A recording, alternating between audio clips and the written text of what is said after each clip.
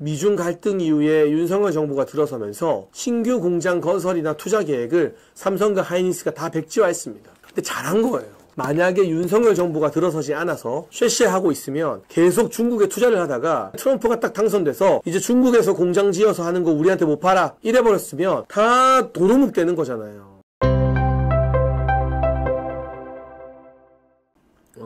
짧고 굵게 외교 안보 이야기 좀 해보겠습니다. 윤석열 대통령이 페루에 도착해서요, 공식 일정을 시작했습니다. 이 페루에서는 에이펙이 있습니다. 에이펙이 왜 중요하냐? 바로 우리나라가 내년도 에이펙 개최국이기 때문입니다. 내년에는 우리나라의 정말 아름다운 고장 경주에서 에이펙이 열립니다. 우리가 에이펙을 개최하게 되면 제가 예전에 기억하기로 이명박 정부 당시에 부산에서 한번 에이펙을 개최했던 것 같아요. 그래서 그때 부산의 해운대 동백섬에 에이펙 정상회의가 열리는 누리마루라는 건물도 만들어서 그게 지금 관광 명소도 되어 있는데 그 지역 경제가 완전히 살아나요. 그리고 그 효과가 그 주변으로 굉장히 퍼져나가고 20년이 지난 지금도 그 동백섬 누리마루와 에이펙의 흔적들이 관광유산으로 남아있게 되거든요. 경주 에이펙 같은 경우도 지금 가뜩이나 K-팝, 뭐 K-컬처, K-드라마, K-무비 난리인데 우리나라에서 사실 제일 문화유산이 많이 남아있고 아름다운 도시가 바로 경주잖아요. 저는 그렇게 생각하거든요. 근데 부산과 인접해 있어서 접근성도 좋고 서울 위주의 관광에서 이제 우리도 다양한 도시 관광으로 대한민국 관광을 한 단계 점프시킬 수 있는 그런 기회가 바로 내년도 경주 에이펙입니다. 그래서 이 페루 에이펙도 중요하지만 내년도 경주 에이펙을 잘 준비하기 위한 사전 답사의 의미가 강하게 있는 거죠. 바로 그렇기 때문에 김건희 여사가 꼭 가서 에이펙 배우자 프로그램을 좀 보고 참관을 했어야 되는데 뭐 그 아쉬운 이야기는 일단 좀 차치하고요. 이 에이펙에서 윤석열 대통령이 2년 만에 시진핑 중국 국가주석과 정상회담을 하기로 했다라는 대통령실의 발표가 있었습니다. 시진핑 주석과의 정상회담이 왜 중요하냐? 기본적으로 윤석열 정부는 역대 그 어느 정부보다 한미동맹을 중시하고 강화한 정부예요. 그리고 윤석열 정부가 추진한 정책 중에 반중 정책도 많아요. 얼마 전에는 드론으로 우리나라 국정원이나 해군 기지를 찬양했던 중국인 스파이 등이 체포가 됐죠. 그게 사실 한중 관계가 매끄럽진 않아요. 당연하죠, 여러분. 우리가 지금 미국과 중국이 세계 패권 경쟁을 하고 있는데 그러면 당연히 미국과 함께 가야 되고 미국과 함께 가면 중국과는 조금 소원해질 수밖에 없어요. 이건 당연한 거예요. 여기서 양쪽에서 균형을 잡겠다. 한반도 운전자 균형 외교 문재인 헛소리 하다가 박살났죠. 이재명, 싱하이밍 앞에서 쎄쎄하다가는 미국한테 찍혀서 우리나라 기업들 줄초상 나죠. 윤석열 정부가 잘하고 있는 겁니다. 근데 그럼에도 불구하고 시진핑을 만나는 게 왜 중요하냐? 시진핑과 만남이 성사된 게 어떤 의미가 있느냐? 두 가지 의미가 있습니다. 첫째, 미국에게도 보여주는 겁니다. 트럼프 정부가 이걸 다 보고 있겠죠? 우리는 미국 편이다. 확실한 미국 편이다. 하지만 한반도에서 미국이 중국을 견제하길 원한다면 우리를, 대한민국을 정말 중요하게 잘 대접해야 된다. 우리가 충분히 이 한반도 정세에 시진핑과 만날 정도로 영향력을 행사하는 주요 국가다 라는 걸 보여주는 의미가 있고요. 두 번째는 지금 급한 건 시진핑이에요. 급한 건 중국이에요. 발등에 불 떨어졌어요. 트럼프 대통령 당선으로 가뜩이나 민주당도 미국 민주당, 우리나라 민주당은 쎄쎄하는 민주당이고요. 미국 민주당은 그래도 중국에 대한 견제를 꽤 하죠. 미국 민주당도 여러 가지 관세나 무역 장벽으로 중국을 압박하는데 트럼프 대통령은 아예 중국 말도 꺼내지 마라. 중국에서 만드는 거 그냥 미국에서 아예 못 팔게 만들겠다는 수준이거든요. 관세 장벽의 수준이. 그럼 중국 어떡합니까? 미국이라는 엄청난 시장에 싸게 팔던 것들이 이제 못 팔게 생겼으면. 그리고 반도체를 비롯해서 첨단 기술 공장 이제 중국에 못 짓습니다. 우리나라도. 왜냐? 중국에 공장 지으면 미국에서 수입을 안 한대요. 그러면 미국에만 못 파는 게 아니라 유럽에도 못 팔아요. 세계 어디다 팔 데가 없어. 그래도 이제는 네덜란드에 굉장히 중요한 반도체 장비 업체인 ASML이라는 데가 있습니다. 여기는 반도체 공정 기구를 만드는 사실은 을에 해당하는 회사인데 그 을을 너무 잘해서 갑들이 오히려 을한테 쩔쩔매는 그런 회사입니다. 이 ASML을 만나러 윤석열 대통령이 2023년 12월에 네덜란드에 국빈 방문을 했죠. 그 국빈 방문에서 제일 중요한 일정이 ASML과의 만남이었어요. 공장도 직접 보시고. 삼성한테 있어서도 ASML이 너무나 중요한 파트너 회사거든요. 저도 그 국빈 방문에 영광스럽게 특별 동행을 했었는데 이 ASML이 이제 중국에 공장 안 짓는다, 중국이랑 거래 안 한다고 했습니다.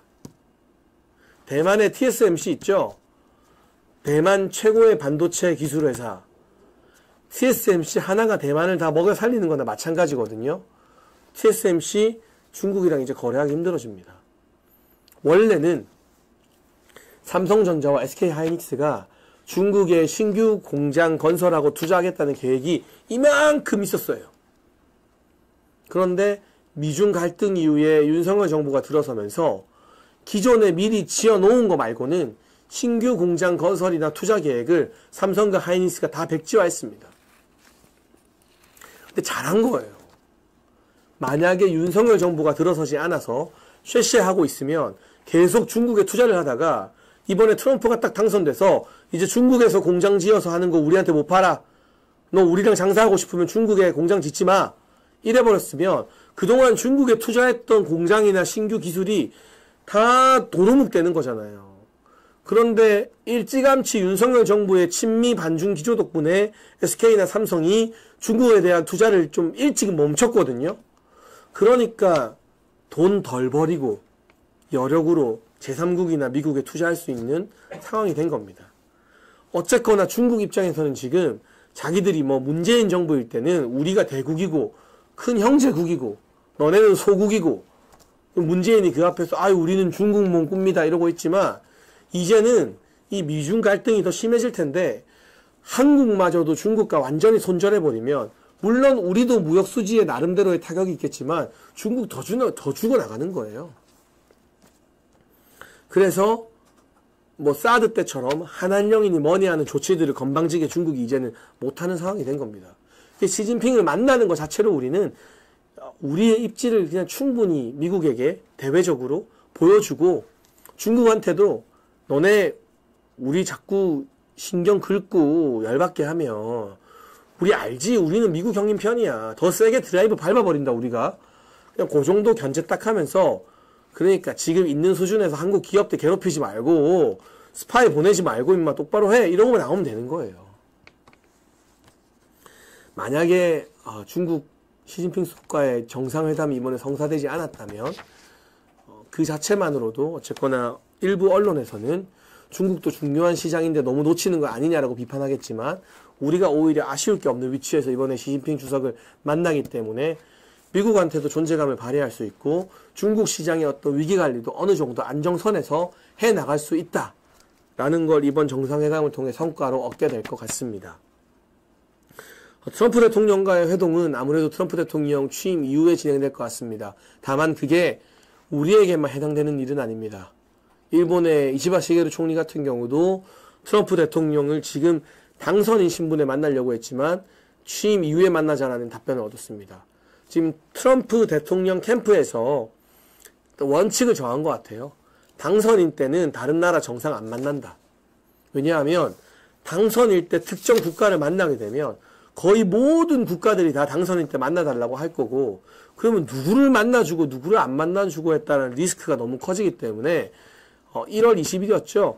취임 이전에는 어디도 안 만난다. 취임 이후에 순차적으로 다른 국가 정상들과 정상회담 외교를 진행하겠다는 게 트럼프 대통령 당선인 측의 일관된 입장이고 우리는 제가 여러 번 설명해 드린 것처럼 트럼프 대통령과의 직통 통화도 오히려 일본보다 먼저 했고 통화 시간도 2배 이상 길었고 트럼프 대통령이 직접 대한민국 조선업과 군함 건조, 방산에 도움을 많이 받겠다라고 우리나라 조선업과 방위산업에 호재가 되는 이야기들을 많이 해줬기 때문에 크게 걱정할 필요가 전혀 없다는 것. 그리고 제가 어제 어제 방송 여러분 2부 놓치신 분 있으면 꼭 보셨으면 좋겠는데, 마코 루비오라는 제가 알기로는 공화당에서 한국을 제일 좋아하는 사람, 그리고 공화당에서 김정은을 제일 싫어하는 사람을 국무장관, 트럼프 정부의 2인자로 지명했기 때문에 일각에서 우려하는 것처럼 트럼프 대통령이 우리나라를 제치고 김정은과 뭔가 쇼를 할 가능성은 거의 없다. 이 마코 루비오 국무장관이 사실상 트럼프 정부의 2인자고 최고 실권자인데, 이 사람은 줄기차게 김정은을 미치광이라고 평가하면서 북한에 퍼주면 안 된다, 북한 믿으면 안 된다, 이런 말을 지속적으로 해온 사람이라서 그런 염려도 할 거 없이 친한파인, 친한동훈파 아닙니다. 그건 배신자들 모임이고요. 친대한민국파입니다.